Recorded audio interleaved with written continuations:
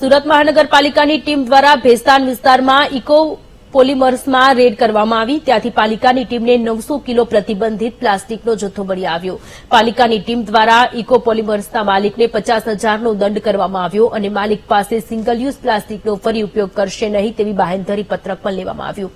રાજ્ય સરકાર દ્વારા 120 માઇક્રોનથી નીચેના માઇક્રોનના પ્લાસ્ટિકની બેગ પર પ્રતિબંધ મૂકવામાં આવ્યો છે. ત્યારે પ્રતિબંધિત પ્લાસ્ટિક વાપરતા વેપારી પર મહાનગરપાલિકા દ્વારા દરોડા પાડવામાં આવ્યા હતા અને દંડ પણ કરવામાં આવી રહ્યો છે.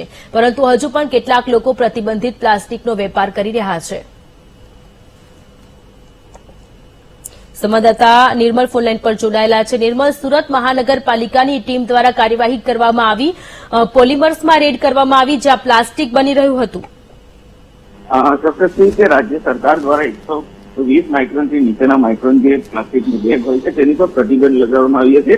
ત્યારે કેટલાક જે લોકો છે તે પ્રતિબંધ હોવા છતાં પણ આ પ્લાસ્ટિકની બેગનું વેચાણ અને ઉપયોગ કરતા હોય છે. ત્યારે સુરત મહાનગરપાલિકા દ્વારા આ જે ગેરકાયદેસર રીતે પ્લાસ્ટિકનો યુઝ કરતા હોય છે તેના પર કાર્યવાહી કરતા હોય છે. ત્યારે આજે ભેસ્તાનના ઇકો પોલિમર્સ નામની જે દુકાન હતી ત્યાં મહાનગરપાલિકાની ટીમ દ્વારા દરોડા પાડવામાં આવ્યા હતા અને ત્યાં 900 કિલો જેટલું પ્રતિબંધિત પ્લાસ્ટિક મળી આવ્યું હતું અને પાલિકાની ટીમ દ્વારા આ જે ઇકો પોલિમર્સના માલિક છે તેને 50,000નો દંડ કરવામાં આવ્યો હતો અને આ જે માલિક છે ફરી સિંગલ યુઝ પ્લાસ્ટિકનો ઉપયોગ ન કરે એવું બાહેંધરી પત્રક પણ લખાવી લેવામાં આવ્યું હતું. જી, આભાર તમામ વિગતો માટે.